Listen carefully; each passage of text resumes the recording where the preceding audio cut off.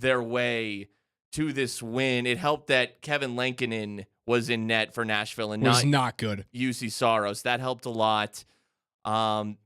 Man, first half of that game, I'm thinking, what's going on with this team? Like they're making mistakes. They're sloppy.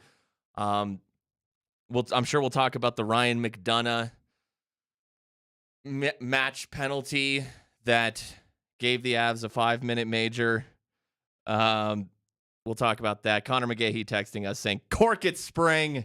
Connor is a believer in the Vic Lombardi painting jinx. Well, sport fan and hockey fan in general is a very superstitious fan.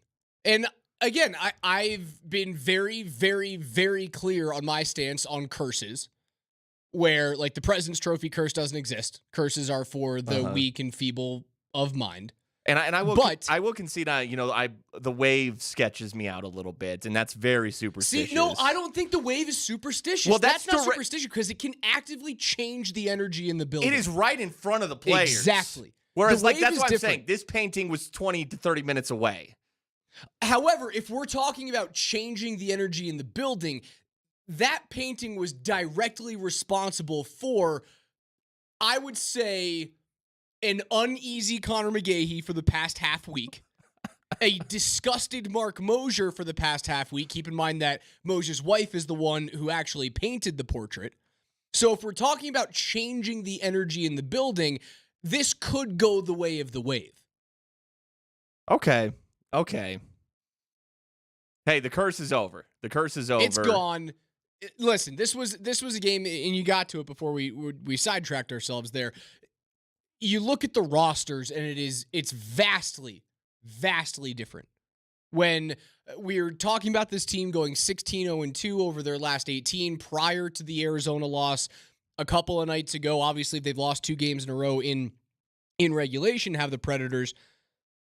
I always wanted them in the first round because I think that Nashville and Los Angeles would be the 2 weakest opponents in the first round, and I'm all for easiest pathway possible to a cup, right? I want to see Nashville. I want to see Los Angeles instead of having to see a possible matchup with Vegas in the first round, or you go into the 2-3 seed in the Central Division. You have to play either Winnipeg or Dallas in that situation. You don't want that. And I think you saw it play out on the ice tonight. Like Nashville, it's a good team. It's not a great team. It's a team that got wildly hot. They play with a lot of pace and a lot of physicality. They hit everything that moves, but what Nashville does is they get out of position because they hit everything that moves. Everything is a target. And when you're automatically going for hits every single play, you can get sliced and diced by a team that's as fast as the Avs are. And I thought you saw that tonight. But in the same breath, the Avs did not defend in their own zone for the first 20 minutes of the hockey game whatsoever. In between the dots was as wide open as it gets. The first goal that goes in, absolutely no one is around who scored the first goal for Nashville. Cole Smith. Cole Smith. While 36. He's not working here, he also moonlights as a Nashville Predator. No one's within 20 feet of Cole Smith when he gets the puck in the middle of the ice. And let's keep in mind on that play, on that sequence, that's where Cale Makar, I don't even want to call it a block shot. I mean, it was. He's within like a foot of, I think it was Philip Forsberg releasing a shot. And it just gets him right on like the ankle, right on the laces, or in that area, so where there's not a lot of padding. And Cale is hobbled the rest of that shift. That is why Nashville is able to get a centering pass from Nyquist to Cole Smith. So look, I didn't think Georgiev was great today. Some of his positioning, he looked a little out of control. That being said, I could go through all 4 of these goals and give you a reason why they were scored beyond Alexander Georgiev. And certainly on that first one, they had 4 skaters out there. Cale was nothing. Fortunately, he returned to the game and he fought through it and he played well. Talk a little more about that. But on that sequence, That's why that goal is scored, because Kale is you can't have a non-factor out there, and that's what it was. The first one I can't put on the goaltender, especially because of where the goal was scored from and the fact that no one was on an NHL player in between the hash marks. Like, that goes in. You're supposed to score that shot more often than not. I'm not putting that on Georgiev. The second one that goes in on the short side, probably the next two, I would have liked to. I never like a goaltender getting beat short side.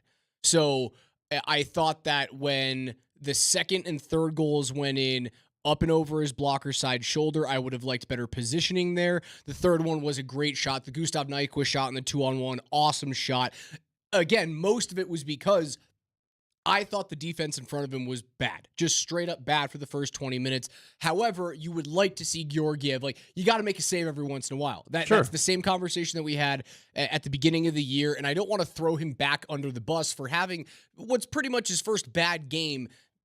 He's had one or two, but in his last 10, he's been excellent. I've thrown the stats out on multiple shows here where, like, if you extrapolate his stats for the last 10 to 15 games, over the course of an 82-game season, they would be top 3 in the league. He's been very good as of late. Even though he does give up the early goal, he's been able to stop the bleeding. He didn't do that tonight, right? You got to find one save, and then he commits the Cardinals' sin of getting scored on the fourth time to start the second period when the Avs had the momentum. They were within a goal at that point, and then he launches a puck out of his own net and gets an unsportsmanlike penalty or unsportsmanlike conduct penalty. I can't speak today.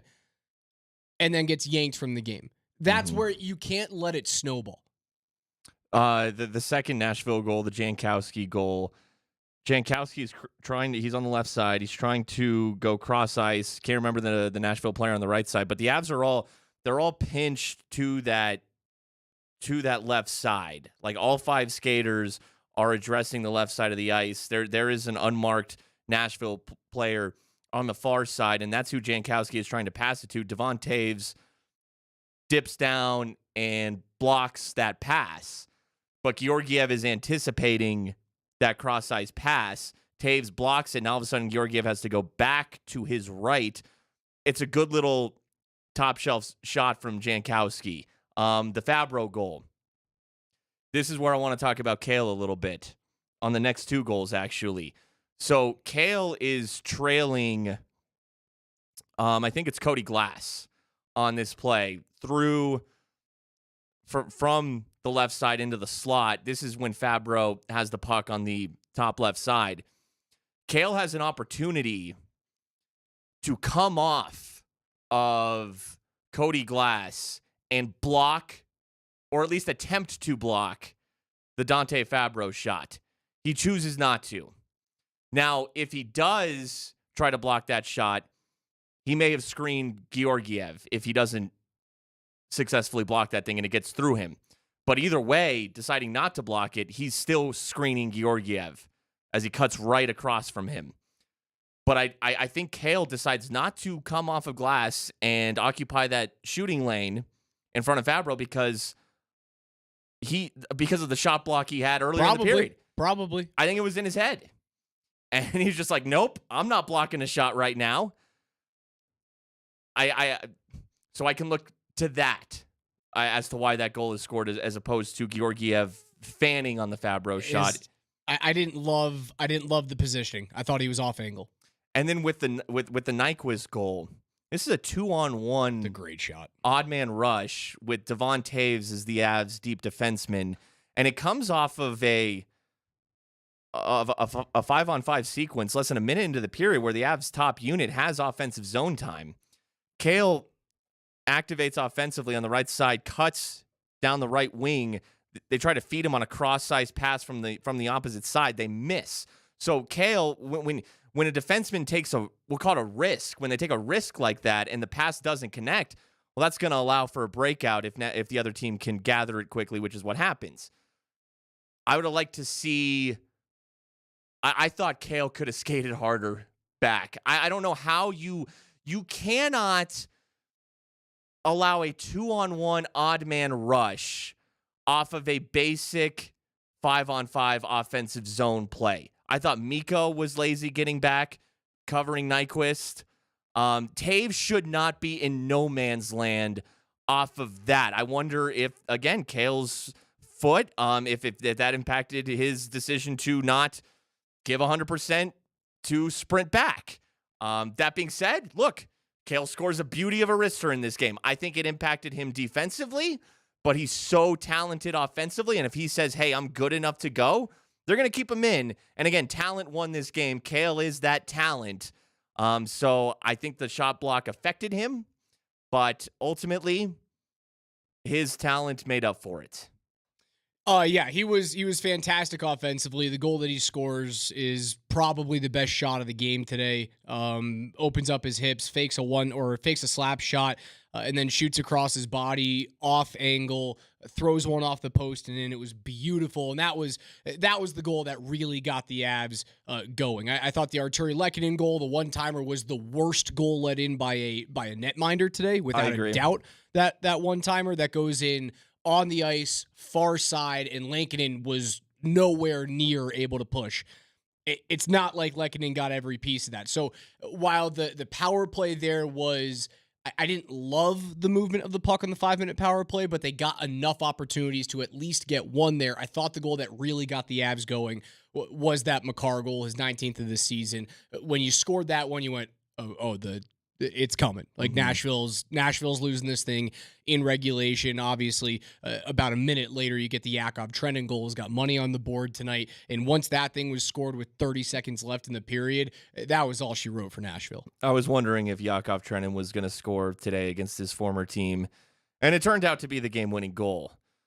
And man, he jumped into the glass. He left his feet. He was excited. Find you somebody who is excited about you the way that Yakov Trenin is excited about scoring game-winning goals against his former team, because he was excited, and he should celebrate. Avs come back for the 26th time this year, 100 points. They improved to 47, 21, and 6. Nathan MacKinnon leads the league in points at 127. Mikko Rantanen 6th at 100. As they continue to be one of, if not the best home team in the league. He's Mark Springer. I'm Alex Ryan. It's Between the Pipes, presented by Safeway here on Altitude Sports Radio 92.5. We'll keep breaking this win down on the other side. No one talks more Denver sports than Altitude Sports Radio 92.5. MacKinnon! He scores! Avs faithful, do you want to take the first step in becoming a Colorado Avalanche season ticket member? Memberships are sold out at this time, so the best chance to get one is by placing your deposit and joining the A-List membership waitlist. The A-List membership provides exclusive member benefits, including pre-sale access to playoff tickets. Head to coloradoavalanche.com/waitlist to learn more. Hey, it's D-Mac for Ed Prather. Ed is going to sell your home guaranteed. He did it for me. He'll do it for you. Mortgage rates have lowered going into the spring selling season. Now is the time to act to maximize your equity. Ed Prather has the plan and experience to sell your home fast and for maximum cash this spring. With a 194-point marketing plan and huge database of potential buyers, Ed's going to sell your home fast for max cash. Mickle in Longmont, I need to move to Colorado Springs fast. I didn't have time to mess around, and I didn't want my equity to get crushed either. Ed and his team launched their amazing plan. My property sold in 3 days in as-is condition for $14,000 over my asking price. My property took 3 days. Find out what he can do for you. Reach out, 720-650-4959, edprather.com, edprather.com. Philong Ford in Denver is one of the fastest growing commercial vehicle centers in the nation. We have expanded and become one of the leading sources for commercial vans and trucks, both in sales and service. Coming this year are eco-friendly work trucks like the F-150 Lightning and the all-new electric Transit. Not only do we sell these vehicles, we service them as well with our state-of-the-art facility and great service staff. So whether you need Rangers, F-150s, cargo vans, or even F-750s, we are your one-stop shop for sales and service. Go online to phillongdenver.com and just click the link that says Fleet Customers, click here. Cheyenne Frontier Days, the daddy of them all, kicks off the party of the summer with Jelly Roll with Warren Ziders, Machine Gun Kelly, T-Tay, and Ludacris, and more.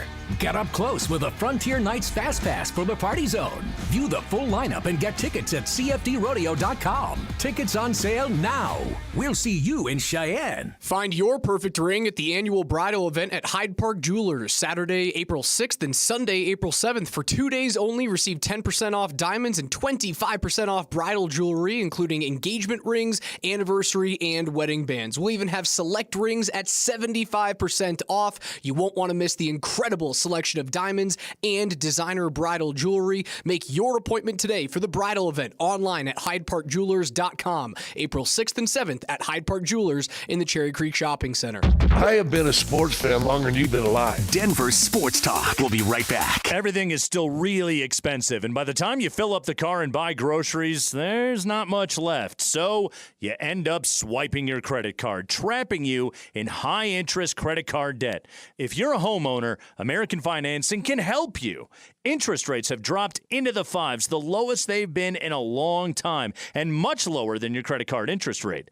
American Financing is saving customers an average of $854 a month by using the cash in their home to pay off high-interest debt. That's $10,000 a year. Make the free 10-minute call to see how much they can save you. They never charge any upfront fees, and if you start today, you may be able to delay 2 mortgage payments. Call American Financing, 303-695-7000. That's 303-695-7000, AmericanFinancing.net. NMLS 182334, NMLSConsumerAccess.org. APR for rates in the 5 start at 6.799% for well-qualified buyers. Call 303-695-7000 for details about credit costs and terms. Colorado Avalanche Hockey, you're between the pipes. Presented by Safeway on Altitude Sports Radio 92.5. McKinnon has the last 2 goals for Colorado. They have scored 5 straight. And he pads his lead in the Art Ross race. Back to center ice. Here come the MVP chance again.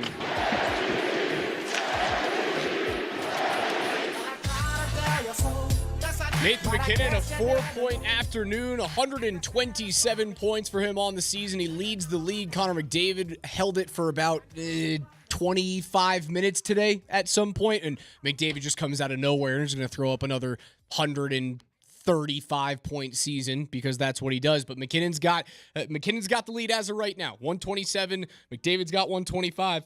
Nikita Kucherov has 124, and then there's a 21-point drop-off from 3rd place to 4th place, which is occupied by Artemi Panarin. Between the Pipes presented by Safeway, Alex Ryanemi alongside Mark Springer. Let's head on out to the phone lines where Blinksy has been waiting patiently on hold. Blinks, hey, how are you? I can assume this is about Justus Annunen. Tell me what you got. Did you see it? Oh, man. Woo! The dude is a Rubik's Cube that they couldn't figure out in the net, man. Oh, 22 shots seen, 22 shots saved, 3rd star. What a legend. They needed a hero. They needed somebody to come in and save this team from the brink of non-playoffs. And he said, you know what, guys? I got you. Trained by the organization that I love, I'm going to stop everything that I see. You know why? Because I'm Crease Lightning. Let's go! I love it. Thanks for the call, Blinksy, my guy. He's the biggest Justus Annunen fan that ever has been and ever will be. Let's get right into it. He looks really, really good. And this was a guy that I was not ready to say is NHL level at this point in his career. And over the last 6 starts, man, that guy proved it. He is ready for this league. Is he ready to be the number 1 on this team? I don't know yet, but it would have to take probably 2 or 3 other games of Georgiev being as off as he was today and Annunen coming in as well as he did this afternoon for it to be a real controversy. I've seen enough out of Justus, though, that I believe he's the goaltender of the future, not just on that 2-year deal at $895,000 on a one-way contract per season. I think when Georgiev's contract is up, this is Annunen's for the next 5 years. Let's see. He has played in 9 games this season now. Not all those have been starts. I think like 7 of them have. Don't have that in front of me right now. He's played in 13 games, just 13 games in his career. At 23 years old,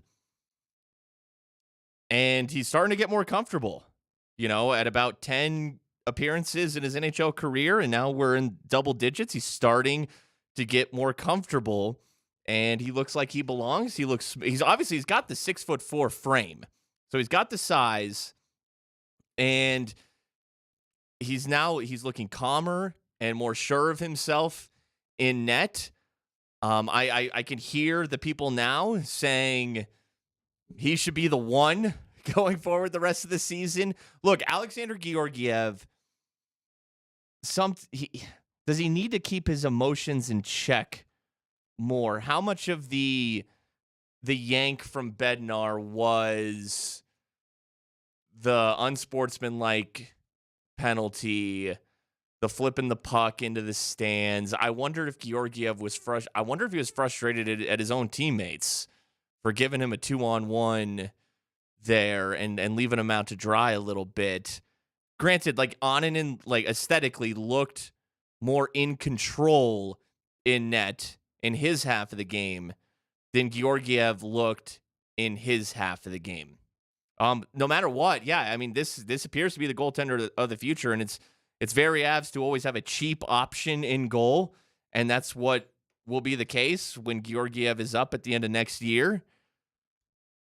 As far as right now goes, though, I mean, you have to stick with Georgiev, okay? He's the veteran, and he's in the prime of his career. He's played well of late, but look, this is why they didn't need to go acquire a backup goaltender. This is why they didn't need to give up any assets. Let's see what the kids got. We've seen goaltenders come out of nowhere and do something in the playoffs. Should Georgiev get hurt, I think now we have peace of mind that no, this is somebody that we can trust. I can trust him. I wouldn't say I trust him as much as I did Pavel Francouz coming in for an injured Darcy Kemper in the 2022 Cup playoff run. But I'm pretty close to it.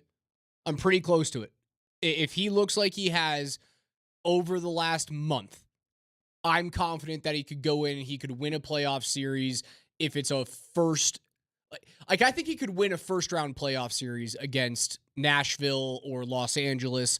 Do I think he could win a playoff series against Vegas or Winnipeg or Dallas? I don't know. The team in front of him is awesome, right? He did this tonight without Val Nichushkin, and he came in and he shut the door. But could he come in and backstop you to a game? Could he come in after, a 3-goal against performance from Georgiev in the first 20 minutes of a playoff game against a team like Edmonton? Could he come in and shut the door so you could possibly come back and win that game? Because, yes, the Avs can outscore any problem they create. I'm confident he can do that. What I didn't see in him earlier on in his career was that he was not up to pace. He did not move at the speed in which is necessary to be a starting netminder in the National Hockey League. He was just slow. He looked like a big giant who hadn't found his skates yet. And now he moves. He beats pucks to the point. He anticipates really well. He doesn't feel small in the net for a 6'4" guy, right? You can make yourself feel smaller. There's a lot of goaltenders that make themselves feel bigger. I think UC Saros is one of the best in the league at doing it. For an undersized goaltender, he makes himself fill the net. I've seen a lot of goalies that can crunch down. You know who made himself feel small? It was Devin Dubnyk. Mm-hmm. When I saw when he was with the Avs, especially. When I saw Devin Dubnyk play, he's huge. Devin Dubnyk's 6'6", and he made himself feel skinny. Annunen doesn't do that at 6'4". He's the goalie of the future. I'm in. Mm-hmm. And I love the call from Blinks. Anytime that they play him and he plays well, I invite that call every time. Yeah, 23 years old. It takes a handful. It probably takes longer, really, than the 13 career appearances he has in the NHL. So it's very promising how he has looked over the past month or so. Hey, let's talk about the Ryan McDonagh match penalty. Man, the way I saw it, now real time, it looks like a hit to the head, right? You see it in replay, though. It's more shoulder contact. Did he extend a little bit upwards? Perhaps. I thought both players had every right to that puck coming up towards that blue line. I thought McDonagh was just a tick closer, which is why he gets there just before Colton, and Colton takes the brunt of that collision. I'm fine. If you want to call that interference, you could. I don't know. And I know that this is all happening real time, but they did have the benefit. They looked at this on replay. Ryan McDonough, that's the first match penalty of his career. He has less than 10 minor penalties called against him this season. I didn't think he was headhunting. He's not that player. He played with Ross Colton in Tampa Bay. I thought that was, and I know I'm going to probably catch some heat from this from Avs fans, but I thought that this was a little bit of a fortunate breaker. I thought it was an optics thing where when you see, it's like in the NFL, when a dude gets blown up, even if it's, in the chest, but it just looks violent, they're going to lay the hammer down. I thought that was some of what this was. The McKinnon interference call, too, when he ran over Lankinen, because McDonough hip-checked him into Lankinen. They call it on McKinnon because of it was the wow factor, the shock factor of goaltender goes down, I see player in blue jersey running into him, therefore it must be his fault. You then see this high play where Colton's looking at the puck. McDonough is trying to step and hold the zone. I thought he came up high. It did not look as though he went out of his way to get Colton's head. And that's not, and you did say it, that's not who Ryan McDonough is. Mm-hmm. That's not the type of player he is. Is it the type of play style that Brunette and Nashville like? Yes. Sure. So I think that leads a little bit to it. I'm not going to sit here and call McDonough a dirty player. I think it was a high hit. He got Colton in the face. I hope Ross is okay, right? I don't believe he returned to the game after that. He only played 9 minutes tonight. I think it deserved, because they're trying to take this hit out of the game, I think it deserved 5. That's the reason. Yeah, to me, it was, it was a bang bang sequence where McDonough sees Colton coming at virtually the last second, and I think your instinct is to reverse hit there, to not, take the brunt of the contact. And perhaps McDonough does go just a little too high. Connor is telling me, McGahey is telling me that there is an angle that shows some head contact, and it was high. I mean, it was a high hit. Shoulder, head, or whatever it was a high hit. And for that reason, and with the abundance of caution nowadays, and just a message that, hey, avoid that area, even if you're not outright getting the chin or the head or whatever it may be, if it's explosive high, they're just going to call it nowadays. It's just, and they looked at it. I mean, they looked at it on review.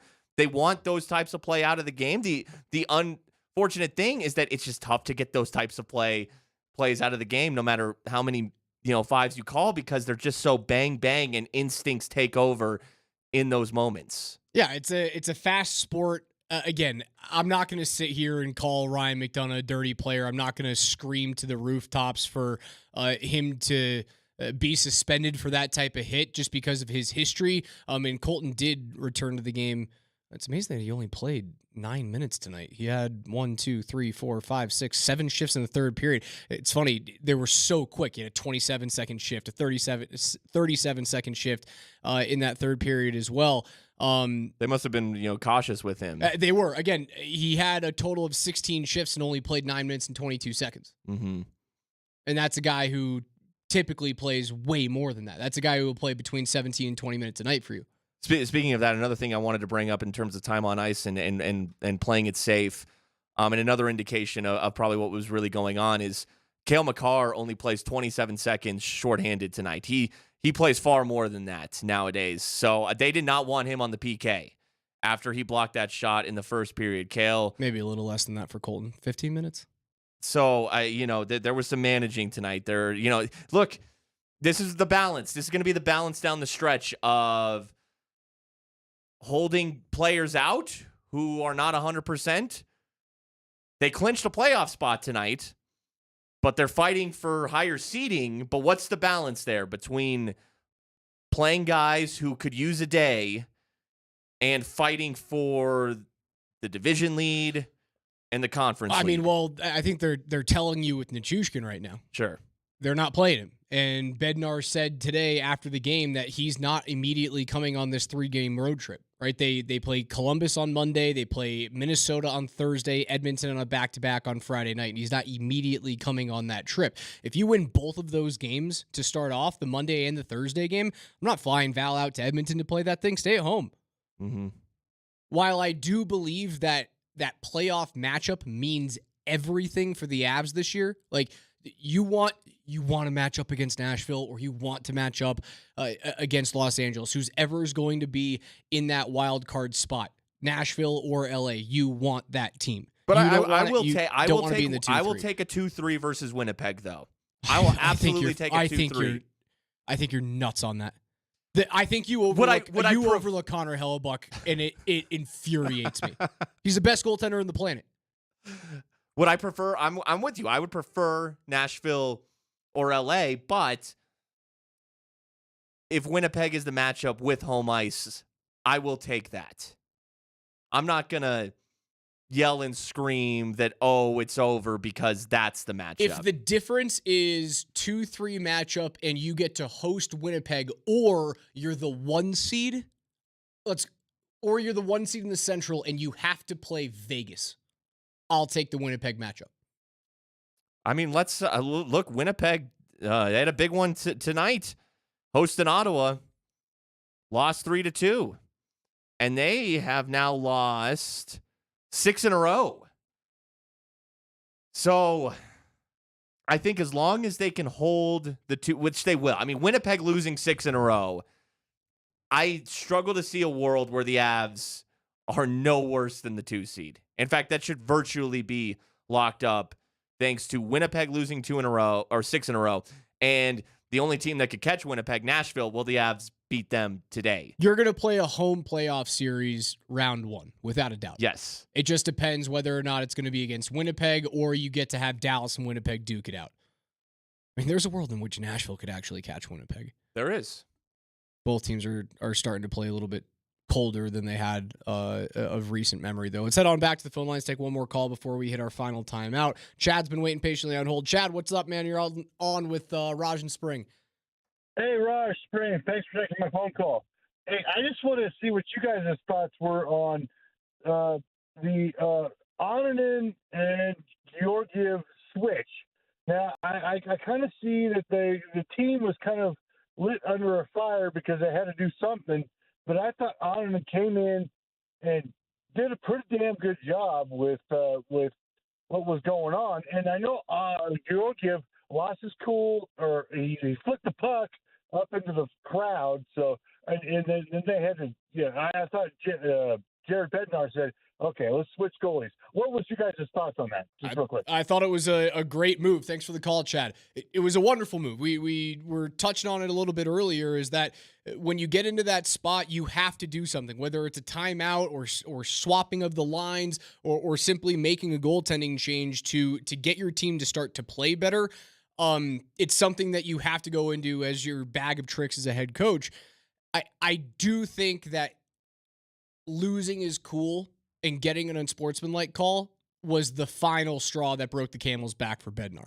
And Bednar did say in his post-game presser he didn't think that he was sharp. He didn't think that Georgie had it, and the penalty was part of the decision that was made. Yeah. I liked it, and Onanen was awesome.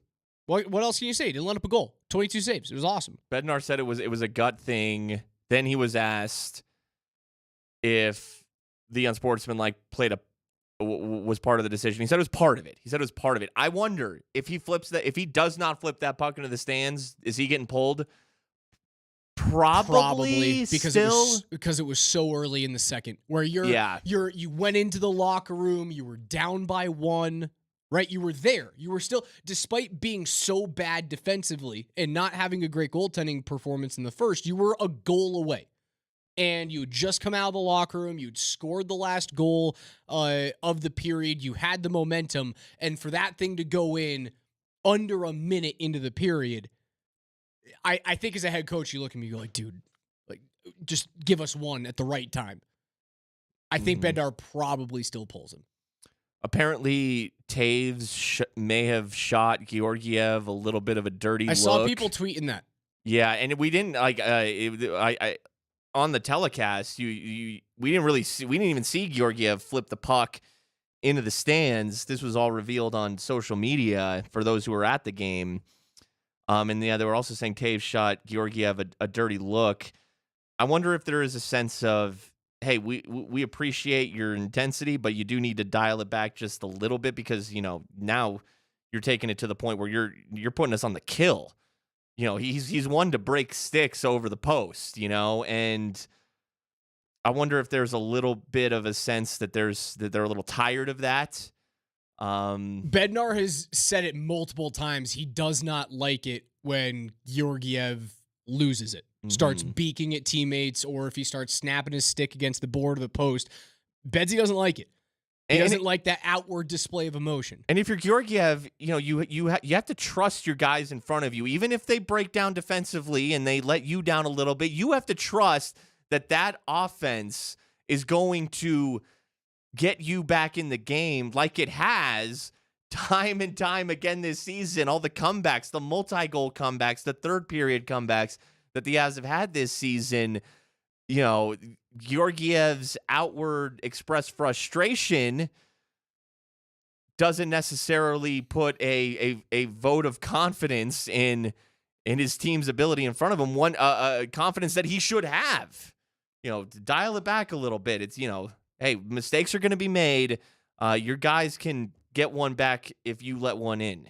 Avs 7-4 victory. They still sit 1 point behind the Dallas Stars for first place in the Central Division. Nathan MacKinnon, 125 points, now leads the NHL. 126 points now, right? I don't have it up in front of me. Where is he? I've already penciled in Nate for the Hart. So 127 now? 127. Yeah, 123 plus 4 is 127. Hey, nice. he's got he started a new home point streak tonight. Hell yeah. Hell yeah. Well, how frustrating is it that this should still be going? Especially, I think in that Florida-Detroit game today, there was a Wings goal that was very similar to the Taves goal, but they gave the points to all the other Wings players, unlike they failed to do with McKinnon and I think it was Rantanen. I leave it to the NHL to remove an intriguing storyline on a technicality. That's where I'll leave it at. I'm not incensed about this. Like it's a little bit of a I wouldn't say it's a made up record, but it feels like one of those records that it's like, well, no one really would ever think about that. It's these Nikola Jokic ones that are 8,000 points and 5,000 rebounds and 3,000 assists since the year 2017, and in that time frame he's got the most out of any player. Like it's a stack compilation is what it is. That's what this like home point streak record kind of felt like to me. It was awesome. It's a great streak of longevity. It just didn't feel, it's not the points record. It's not the goals record, right? So it did feel a little contrived. Yeah, it's not one of those things, and I've said something similar, maybe even exactly the same as what I'm about to say, that like you're going to bring your grandkids to the fire, and like the first thing you're going to tell them about Nathan MacKinnon when you're opening up the photo book, like, let me show you Nathan MacKinnon, boys and girls. He once scored a point in every single home game in the 23-24 season. You're not leading with that. You might not even say it. It was something that the reason why it felt so obscure to me is because it's one of the records that Wayne Gretzky had that no one knew he had. I wonder if Wayne even knew he had it. I guarantee he didn't. Because I score in every game. That's probably what he had going through his head. It's what Nate had going through his head until people really started paying attention to this. Nate had no clue. It's like, oh yeah, I guess I score a lot at home, but he also scores a bunch on the road too. Maybe it's the best thing for it to end. Just like now the focus is just on winning games. There's no little voice in the back of anyone's mind saying, let's make sure we get Nate a point tonight. You could start playing just a touch differently if you're trying to get somebody a point. It's funny. The overtime game against New York, I forget who the reporter was, asked a question to Bednar in the postgame presser, was like, well, Nate played, 2 minutes and 32 seconds or 3 minutes and 30 seconds, whatever, of overtime. Did you put him out there because you really needed him to get that point? And Bednar's like, he's the best player in the world. That's the reason why he's on the ice all the time. Yeah, we shouldn't even have to field questions like that. Nate's not getting put on the ice in certain situations at home because he needs to get another point. He's not putting out there when the net is empty because he needs another point. They put him out there because Bednar thinks that he's the best player in the world, and you want the best player in the world on the ice at all times. Yeah, now the focus can just be on winning games. Avs 7-4 over the Nashville Predators. We'll take our final time out here, tell you what's going on throughout the NHL, get you some bets for Bet the Pipes. He's Spring. I'm Raj. She's Jordan behind the glass. It's Altitude. Brett Kane. I can't keep hearing Steve Kerr every time Draymond does something stupid say, he's got to be better than that. Well, it's been like 12 years, dude. Lombardi. I don't want to cross the line. I don't. We all have mental health issues, so I want to be sympathetic to that. But when you use that as a crutch, and now the crutch is, you can't blame him for that. That's the way he's wired. Yeah, you can. You can hold him accountable for that. If you can't handle yourself mentally, then you can't play this game. Everybody else is required to handle themselves mentally. That's part of the game. And if you can't abide by those rules, you're not allowed to play. Wake Up with Brett Kane at 6 a.m. Then it's Mosher, Lombardi, and Kane at 7. Altitude Sports Radio, 92.5. Hey guys, it's Raj. Find your perfect ring at the annual bridal event at Hyde Park Jewelers Saturday, April 6th and Sunday, April 7th. For 2 days only, receive 10% off diamonds, 25% off bridal jewelry, including engagement rings, anniversary, and wedding bands. We'll even have select rings at 75% off. You won't want to miss the incredible selection of diamonds and designer bridal jewelry. Make your appointment today for the bridal event online at HydeParkJewelers.com. The bridal event, April 6 and 7 at Hyde Park Jewelers in the Cherry Creek Shopping Center. He scores! Oh, hail, Kale!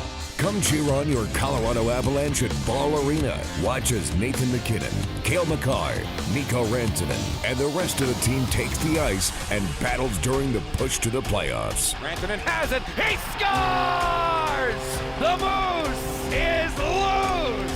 You won't want to miss the action. Get your tickets now at ColoradoAvalanche.com. Men, this is Jeff for the Rocky Mountain Men's Clinic. And though I generally talk about medicine and effective treatments for erectile dysfunction and other men's sexual health issues, today I want to talk about love. Because love is the best reason to get treated for your ED.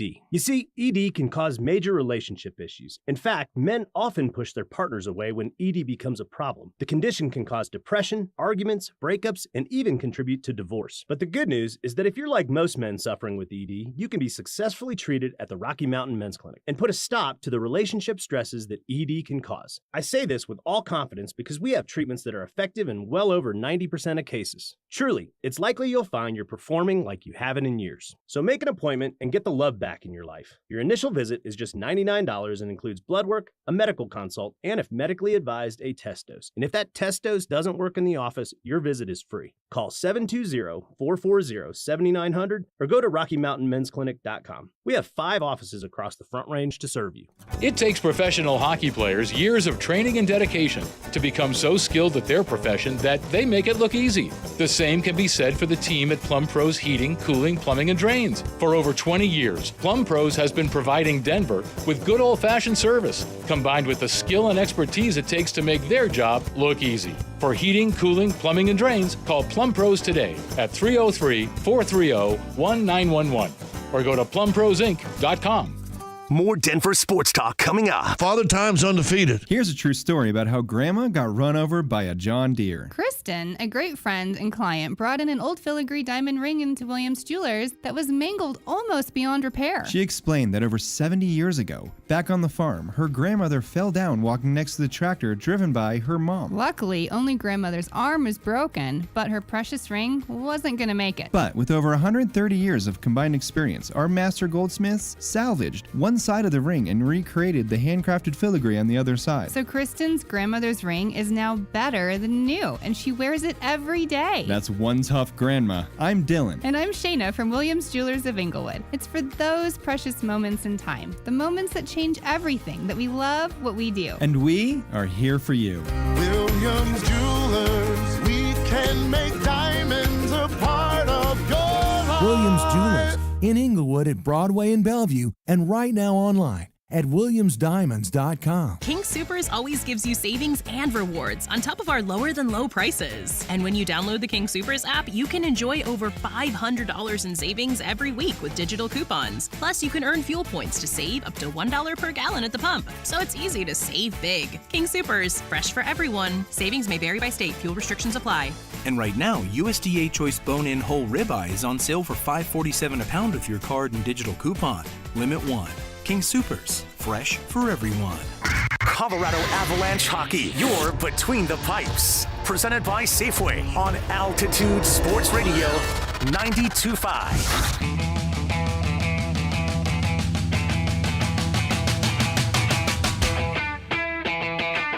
Between the Pipes, presented by Safeway, Altitude Sports Radio 92.5. Raj alongside Mark Springer as we wrap up the program. Avs win 7-4 over Nashville. Before we hit the NHL scoreboard, we got a call from Winnipeg Dave, who waited patiently through the break. Dave, what's up, man? What's up, boys? Thanks for taking my phone call. So I got blacked out for some reason, so I did not see the game, unfortunately. I was constantly getting posted, like updates and all that. Yeah, I was not like in the beginning, but in all fairness, we are the best comeback from behind team. But for Georgie if he's going to freak out or if he's going to get upset, does that not remind you of a Patrick Waugh getting freaked out? So that's kind of a plus thing. Well, yeah, but he's not Patrick Waugh. That's the thing. You can snap. You can lose your mind if you're Patrick Waugh. Just like Nathan MacKinnon can snap and lose his mind, it's okay when you put up 127 points. When your goals against average is near 3 for the season and your save percentage is hovering around 900, you're not allowed to do that. True, but if you, I'm seeing the standings, and, oh, my God, the scenario I'm seeing right now, Dave from Winnipeg is seeing the Colorado Avalanche versus the Winnipeg Jets right now. And that is being highlighted right now. I'm like, oh, my God, bring it. Bring it. Because the Jets right now, good luck in the playoffs. Dave-O, we love you. Thanks, man. Appreciate the call, as always. You know what? If that happens, I would then feel better about the situation because we got boots on the ground in Winnipeg.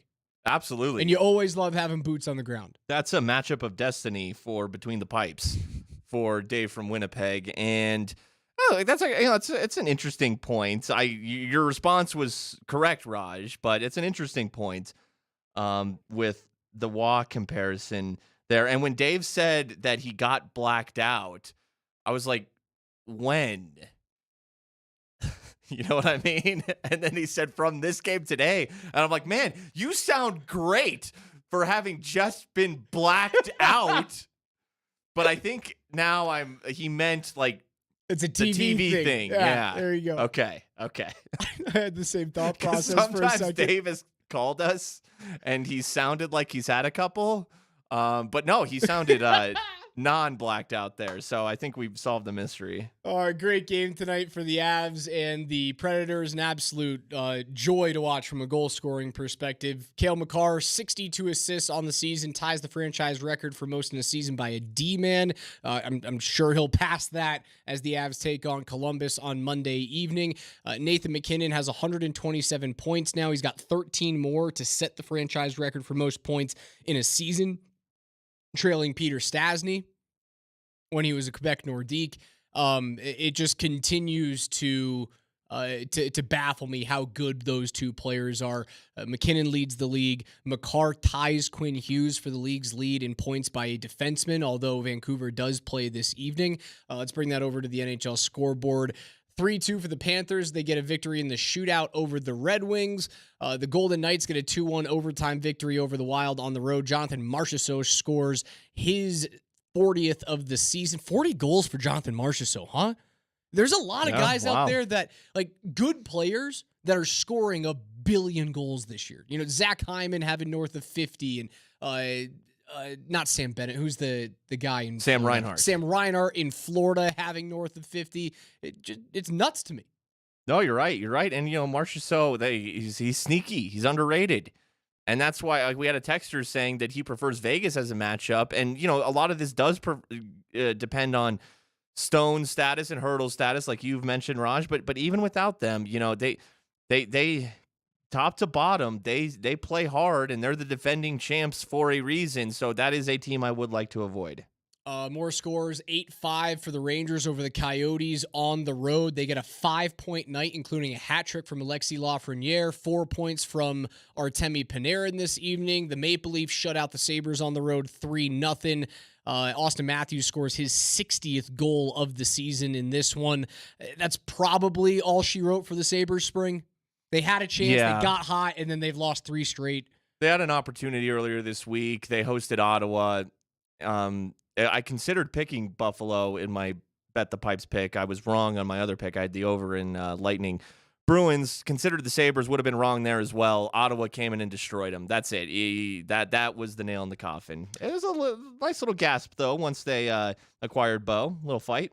Blue Jackets get a 4-3 shootout win over the Penguins, who are just like the Sabres, dead in the water. The only teams that can really get into the playoffs in the Eastern Conference right now that are on the outside looking in are Detroit and the Islanders. You could say that the Devils have an outside chance, but I really think it's just Detroit, New York, Philly fighting for that final spot. One of those 3 teams will get in, 2 will get knocked out. Washington Capitals as well.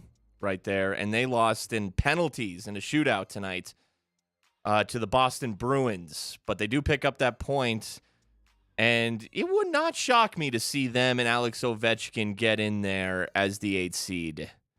Sens 3-2 victory over Winnipeg. It would be kind of an 8 seed for number 8. And the guy's scoring now too. Like he woke up.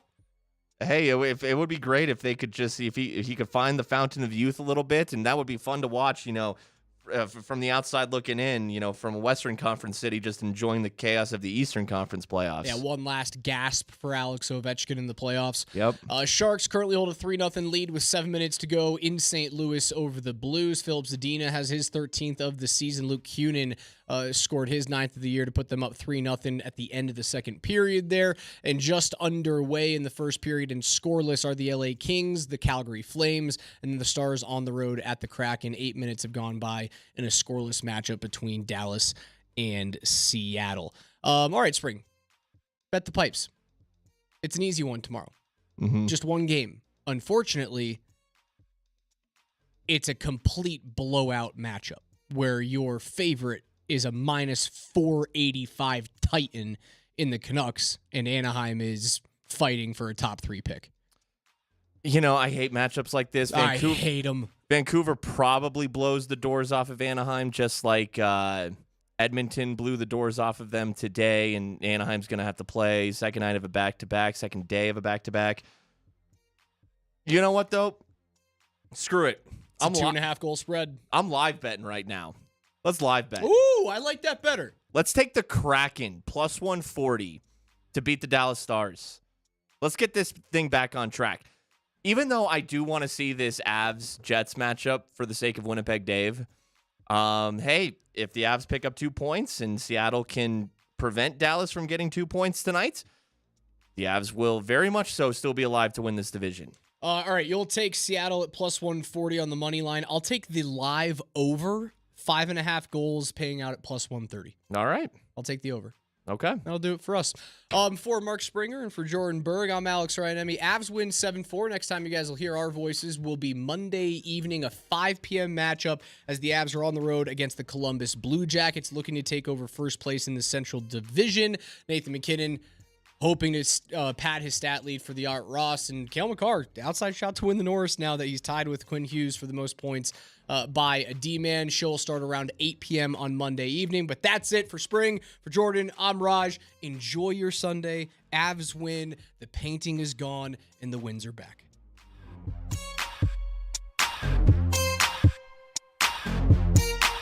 Get in the game with Altitude Sports Radio 92.5. Join Altitude Sports Radio live from Twin Peaks 299 East Flatiron Crossing Drive in Broomfield Monday, April 1st to cheer on the Avs, where there's always 29-degree drafts pouring, a full scratch kitchen, and wall-to-wall TVs to watch all your favorite sports.